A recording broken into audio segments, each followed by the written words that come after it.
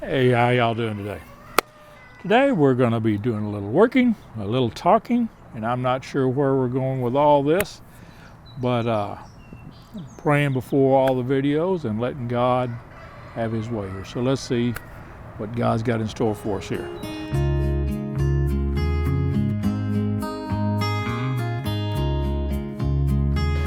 All right, I've got a couple of duck eggs. I'm excited to get these. I really wasn't expecting duck eggs till spring, but ducks usually lay on the ground, and well, their pen is pretty muddy. And I'm not going to be able to keep these eggs. It's just not worth the risk because they were muddy. And wet, and I'm just not going to take a chance on that. But what I'm going to do is put some straw in the duck pen to try to keep them off the moisture, get them something dry, and hopefully they'll lay more eggs on that straw and I'll be able to use those.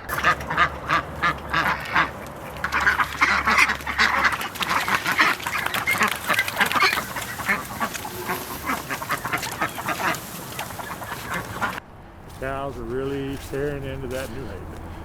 Now the winter is kind of a rougher time for homesteading, at least it is for me. I'm older, the bones do not adapt to the cold as much. I'm trying to get a little more acclimated. I've taken a few more lazy days than normal. It's not a lot. I've maybe 3 or 4 over the last month that I've taken lazy days. But every now and then you need to rest. That's a given. But if you're going to do the homesteading thing, you have to be a self-starter. You have to be self-driven, because if you're taking care of animals, they are 100% dependent on you. So if you're not 100% dependable, you need to work on that before you start a homestead. All right, I've dumped the water tank out. It's got a little bit of water left in it. I'm gonna clean this out over the fence, I think.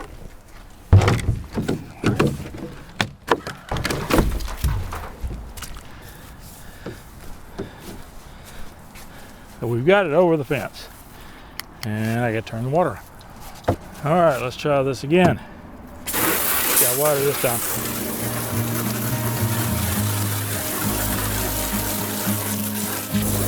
It's not too terribly dirty. I am not of the mindset of some people that they say, if you wouldn't drink out of it, don't let your animals drink out of it. I'm not in that mindset, because they can drink a lot of stuff, and they will drink a lot of stuff. Bees will go to this water right here before they will go to clean water. This muddy, nasty, poop-filled water before they will go to clean water. Chickens, I've seen them drink it out off the ground when I pour it out instead of drinking the clean water. Cows, they will drink out of the pond. It doesn't hurt them. They're okay with that. So don't get in too big a fuss. You want it clean, but don't try to make it as clean as your drinking water.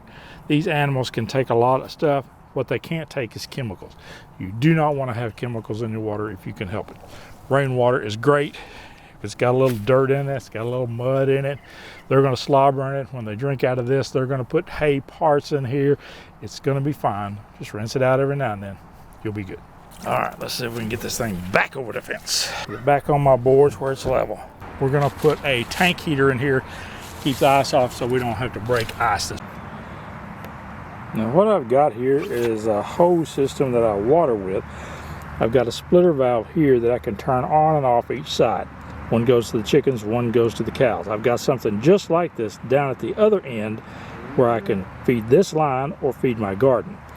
Now, the trouble with winter is these connections right here, these valves are very susceptible to freezing. So you want to keep water out of those if at all possible.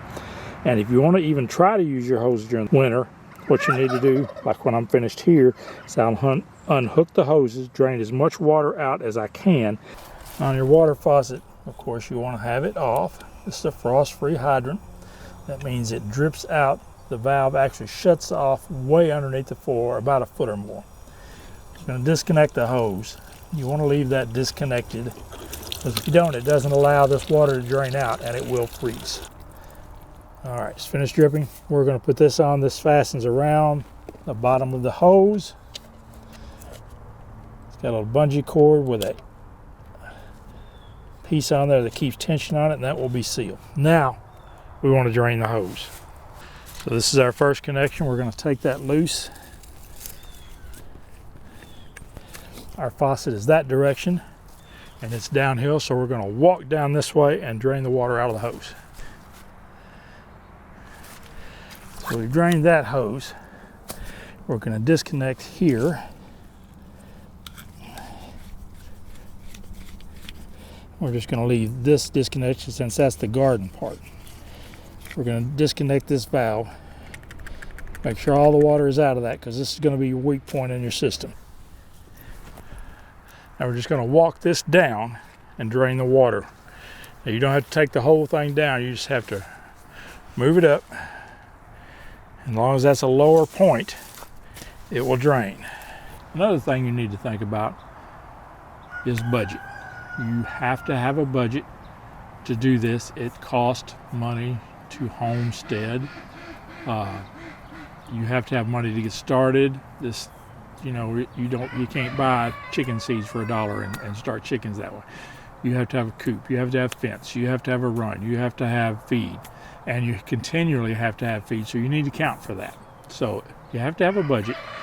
Don't do like I had started doing and use your credit line to start establishing your homestead. That is a mistake, let me tell you. You have to have money to start something, you have to have money to make money, but you got to be careful starting in debt, because you got to have a plan on where that's going to take you if you do it. And I don't recommend doing it. I believe you need to try to do it on a budget and start where you're not in debt. Use funds that you can afford to lose when you start something. Now I've got to repair this cord. One thing, I can't afford to buy another one, so I'm going to repair this one. I can afford that. But prayer is one of the greatest gifts God gave us. First gift was his salvation through his son Jesus. But prayer is a great gift that we can pray, go before God directly. We don't have to go through anybody else. Used to, you had to go through the priests so they could go into the Holy of Holies and sacrifice and pray and things for you. But when Jesus died, the curtain between us and the Holy of Holies was ripped in half. Therefore, we have got direct contact with God. And that is one of the greatest things that we could have. We can talk directly to God at anywhere, at any time. And prayer is a very, very powerful tool. One of the most powerful tools that we have, because we can go before God and make our request known, and he is just in answering those prayers. He wants us to pray. He wants us to talk to him. He wants that communication between us and him. Prayer is not all of it. You have to have prayer. I can pray that this would go together and be joined together and be fixed, but it's not going to work. I have to put effort into it. Even if I prayed and I had faith that would work, faith without works is dead. James 2:26, James 2:20, it says that. So you can check it out for yourself, and that's what you need to do. Anytime somebody tells you something, go to your Bible, check it out. But it says, for the body without the spirit is dead, so faith without works is also dead. And then James 2:26 says, but do not want to know, O foolish man, that faith without work is dead. So faith is absolutely necessary, but you have to act on that faith. You have to step out on faith, and I know you've probably heard people say that. So you have to step out on faith in order for it to work. You can have all the faith you want to, but if you don't act on your faith, then nothing will become of it. I was talking to you earlier about budget, and that's why this comes in. I could afford the material, just a few dollars to fix this, where if I wanted to and I wanted the new one, I'd go out and buy it on credit. And that's things that I have done before, and now have regretted that, because you cannot put yourself in debt far enough. You can't spend enough money. You have to be mindful of what you spend it on, careful on what you spend it on, especially if you're in a farming, homesteading situation. A few pennies here or there makes a large difference. And that's also has to do with faith. But you can have faith that you're supposed to be homesteading, that you're supposed to be doing certain things before God. But if you don't act on that, it will never come to fruition.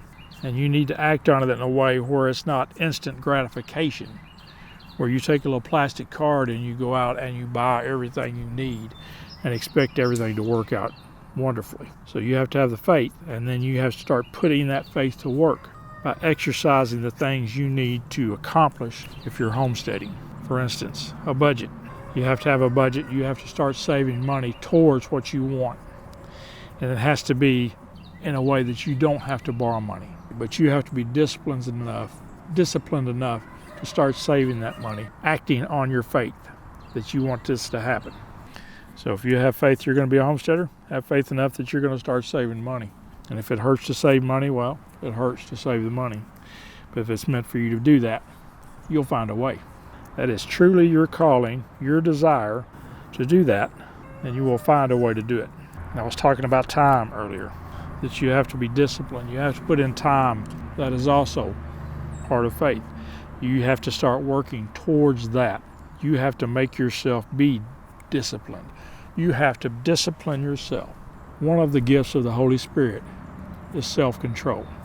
So self-control, your thinking, use self-control to save your money and not spend it on foolish things. Use self-control to use your time wisely. I was saying that you don't need to be a borrower, and it is true. And we've gotten into a society today where charge it, pay it later, instant gratification.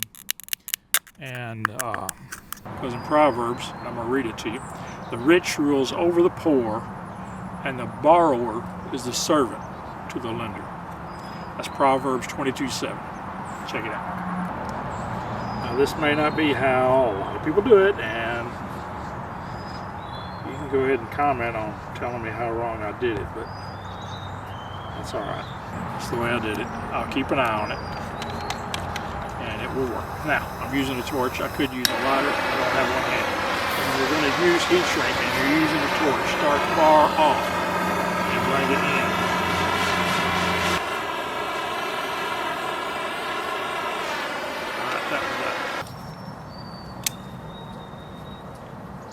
Excess of the heat shrink off there. No, I'm not a certified electrician, and yes, I know it shows.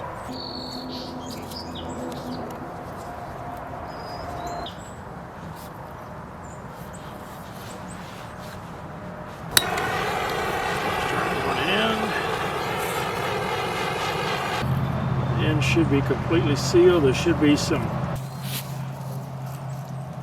good material seeping out from under there.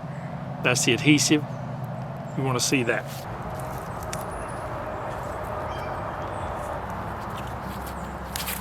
All right, we should have a good connection there. All right, now this is our tank heater. It is a 12.5 amp, thermostatically controlled. It is submersible.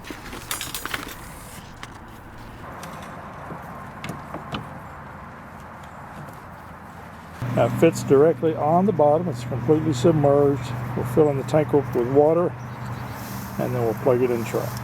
Well, I know that was kind of all over the place and it was a lot of stuff, but I hope you gleaned something out of that. So, ducks are laying more eggs. Straw is helping.